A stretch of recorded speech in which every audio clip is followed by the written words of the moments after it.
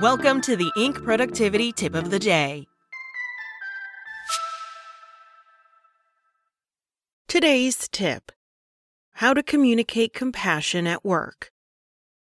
Whether you run a company or simply work at one, there's a lot to be gained from communicating with compassion. Here are 7 ways to communicate compassion to your team and colleagues, and the benefits of doing so throughout the year. 1. Actively listen. Perhaps the easiest way to signal respect and compassion is by actively listening. Everyone wants to be heard, and your attention is valuable. But remember that listening is only effective when your ears are open and your mouth and email are closed. You enhance the impression of compassion when you listen by maintaining eye contact, nodding when you understand or agree, resisting urges to interrupt and finish sentences, asking probing follow-up questions. Done effectively and honestly, listening is a gift you can give your colleagues often, and it costs you nothing. 2. Run compassionate meetings.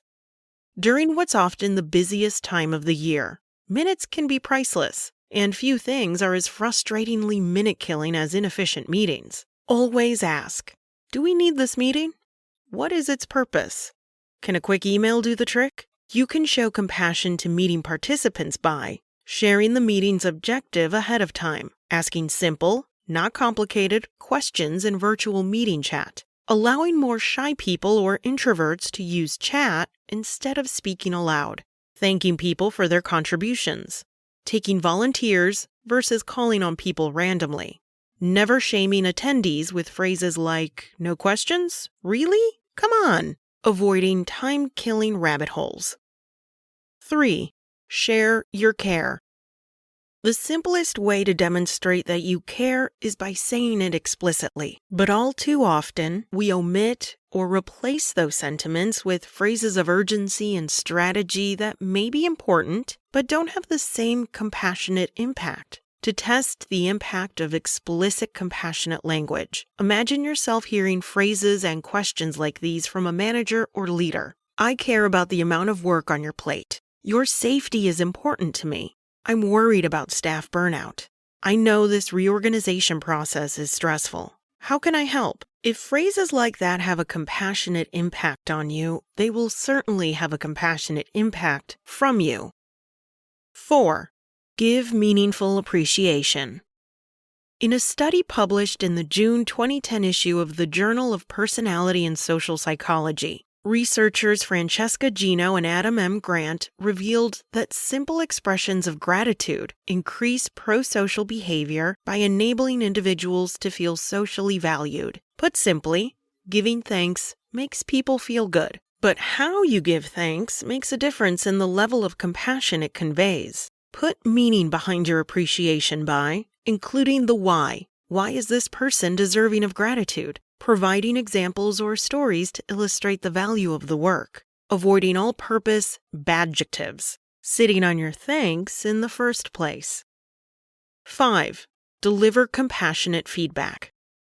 If holiday time overlaps with staff feedback time, remember to build ladders versus dig holes. Frame your feedback in terms of opportunities for growth and development, not reprimands for poor performance. This will keep you in encouragement mode, which can boost morale, and away from discouragement mode, which can decimate it. If you're providing feedback on a document or project, lead with praise. Acknowledge hard work and keep your expressions encouraging, not discouraging. Almost every failure can be a learning, and every gloomy peril, if we don't, can be recast as an opportunity. If we do, feedback like "this didn't work" can easily become "this would work better if."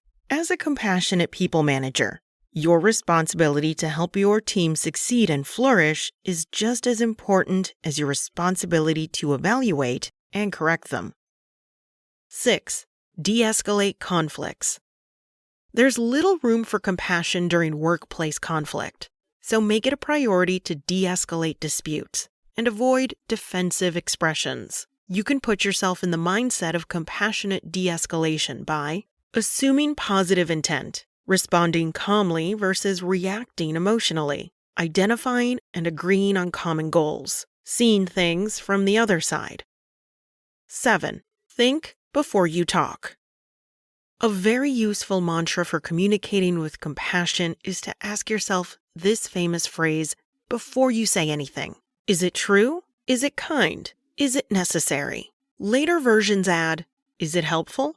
Which is conditionally valuable. If any of the answers are no, you're likely saying something inconsiderate, not compassionate. When you think before you speak, and before you chat, send, or text, talk slowly and embrace pauses. You're putting your mind ahead of your mouth, enabling you to speak with precision, clarity, and yes, compassion.